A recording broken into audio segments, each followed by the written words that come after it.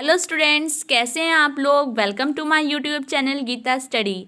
आज हम लोग इस क्लास में क्लास 6 हिस्ट्री का chapter 2 from hunting gathering to growing food पढ़ेंगे।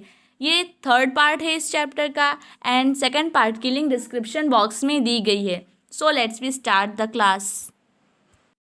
From para, a new way of life. If you plant a seed, you will notice that it takes some time to grow. This may be for several days, weeks, months, and in some cases, years. When people began growing plants, it meant that they had to stay in the same place for a long time, looking after the plants, watering, weeding, driving away animals and birds, till the grain ripened, and then the grain had to be used carefully. तुम किसी पौधे के बीज को बो कर देखो, तुम पाओगे कि इसे विकसित करने में थोड़ा वक्त लगता है। इसमें कुछ दिन, महीने या फिर साल लग सकते हैं। इसलिए जब लोग पौधे उगाने लगे तो उनकी देखभाल के लिए उन्हें एक ही जगह पर लंबे समय तक रहना पड़ता था। बीज बोने से लेकर फसलों के पकने तक पौधों की सिंचाई करने, खरपतवार हटाने, जानवरों और चिड़ियों से उनकी सुरक्षा करने जैसे बहुत से काम शामिल थे। कटाई के बाद अनाज का उपयोग बहुत संभाल कर करना पड़ता था। As grain had to be stored for both food and seed, people had to think of ways of storing it. In many areas, they began making large clay pots or wove baskets or dug pits into the ground. Do you think hunter-gatherers would have made and used pots? Give reasons for your answer. अनाज को भोजन और बीज दोनों ही रूपों में बचा कर रखना आवश्यक था, इसलिए लोगों को इसके भंडारण की बात सोचनी पड़ी। बहुत से इलाकों में लोगों ने मिट्टी के बड़े बड़े बर्तन बनाए, टोकरियां बुनी या फिर ज़मीन में गड्ढे खोदे। क्या तुम्हें लगता है कि शिकारी या भोजन संग्रह करने वाले बर्तन बनाते और उनका प्रयोग करते होंगे? अपने जवाब का कारण बताओ। स्टोरिंग एनिमल्स, जानवर चलते फिरते खाद्य भंडार। Animals multiply naturally. Besides, if they are looked after carefully, they provide milk, which is an important source of food, and meat whenever required. In other words, animals that are reared can be used as a store of food. Apart from food, what are the other things that could have been obtained from animals? What are animals used for today? जानवर बच्चे देते हैं जिससे उनकी संख्या बढ़ती है। अगर जानवरों की देखभाल की जाए तो उनकी संख्या तो बढ़ती ही है, साथ ही उनसे दूध भी प्राप्त हो सकता है जो भोजन का एक अच्छा स्रोत है। यही नहीं, जानवरों से हमें मांस भी मिलता है। दूसरे शब्दों में पशुपालन भोजन के भंडार का एक तरीका है।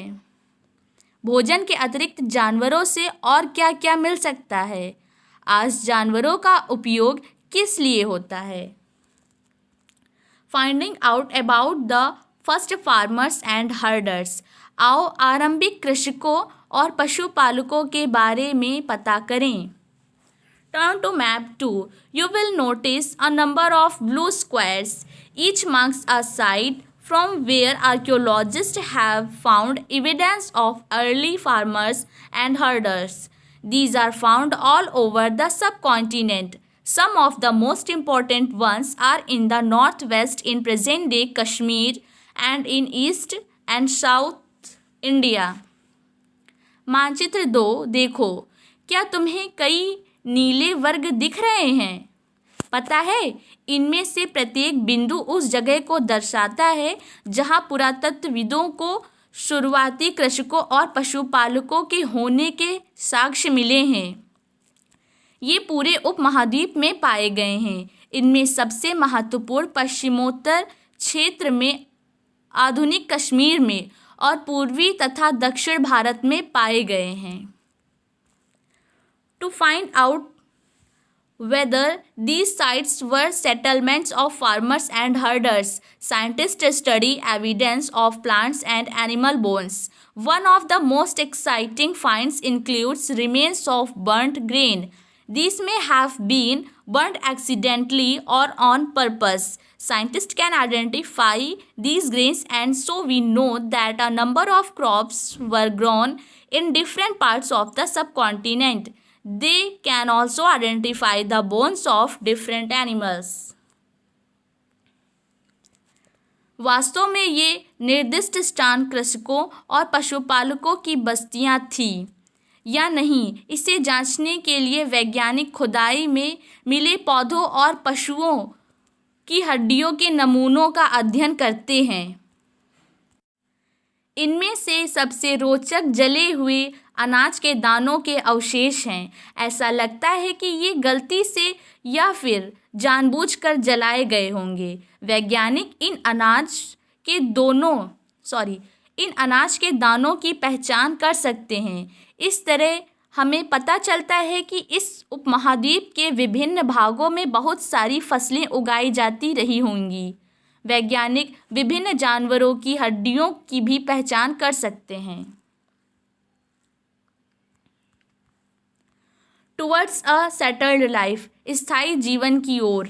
Archaeologist have found traces of huts और houses at some sites. For instance, in Burza home in present-day Kashmir, people built pit houses which were dug into the ground with steps leading into them.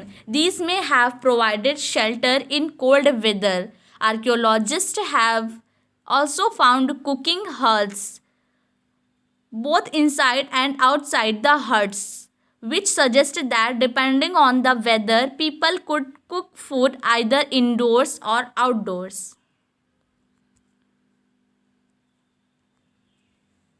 पुरातत्वविदों को कुछ पुरास्थलों पर झोपड़ियों और घरों के निशान मिले हैं, जैसे कि बुर्ज होम, वर्तमान में कश्मीर के लोग गड्ढे के नीचे घर बनाते थे जिन्हें गर्तवास कहा जाता है। इनमें उतरने के लिए सीढ़ियां होती थी, इससे उन्हें ठंड के मौसम में सुरक्षा मिलती होगी। पुरातत्वविदों को झोपड़ियों के अंदर और बाहर दोनों ही स्थानों पर आग जलाने की जगहें मिली हैं। ऐसा लगता है कि लोग मौसम के अनुसार घर के अंदर या बाहर खाना पकाते होंगे। ड्रॉ अ पिट हाउस, एक गर्तवास का चित्र बनाओ।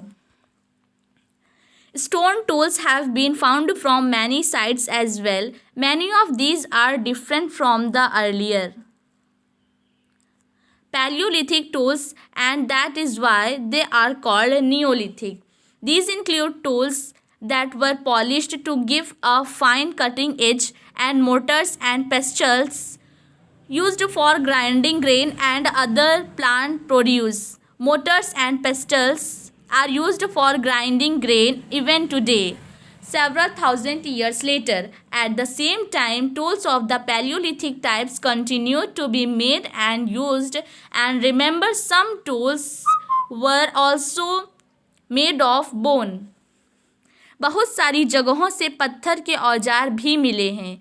इनमें से कई ऐसे हैं जो पुरा पाषाण युगीन उपकरणों से भिन्न हैं, इसलिए इन्हें नवपाषाण युग का माना गया है। इनमें वे औजार भी हैं जिनकी धार को और अधिक पैना करने के लिए उन पर पॉलिश चढ़ाई जाती थी। ओखली और मसूल का प्रयोग अनाज तथा वनस्पतियों से प्राप्त अन्य चीज़ों को पीसने के लिए किया जाता था। आज हजारों साल बाद भी ओखली और मूसल का प्रयोग अनाज पीसने के लिए किया जाता है। उसी तरह प्राचीन प्रस्तर युगीन औजारों का निर्माण और प्रयोग लगातार होता रहा। कुछ औजार हड्डियों से भी बनाए जाते थे। Many kinds of earthen pots have also been found. These were sometimes decorated and were used for storing things. people began using pots for cooking food, especially grains like rice, wheat, and lentils, that now became an important part of the diet. Besides, they began weaving cloths using different kinds of materials, for example, cotton that could now be grown. नवपाषाण युग के पुरास्थलों से कई प्रकार के मिट्टी के बर्तन मिले हैं। कभी कभी इन पर अलंकरण भी किया जाता था। बर्तनों का उपयोग चीज़ों को रखने के लिए किया जाता था। धीरे धीरे लोग बर्तनों का प्रयोग खाना बनाने के लिए भी करने लगे। चावल, गेहूं तथा दलहन जैसे अनाज अब आहार का महत्वपूर्ण हिस्सा बन गए थे। इसके साथ साथ अब लोग कपड़े भी बुनने लगे थे। इसके लिए कपास जैसे आवश्यक पौधे उगाए जा सकते थे। In left hand side, what do you think could have been stored in this jar? क्या तुम कल्पना कर सकते हो कि इस पात्र में क्या रखा होगा? Did things change everywhere and all at once? Not quite. In many areas, men and women still continue to hunt and gather food, and elsewhere, people adopt farming and herding slowly over several thousand years. Besides, in some cases, people tried to combine these activities, doing different things during different seasons. क्या ये परिवर्तन हर जगह एक साथ ही आ गए होंगे? ऐसी बात नहीं है। एक तरफ जहाँ कई जगहों पर स्त्री पुरुष शिकार और भोजन संग्रह करने का काम कर रहे थे, वहीं अन्य लोगों ने हजारों सालों के दरमियान धीरे धीरे खेती और पशुपालन को अपना लिया। बहुत जगह लोग मौसम के मुताबिक बदल बदल कर अपनी जीविका चलाया करते थे।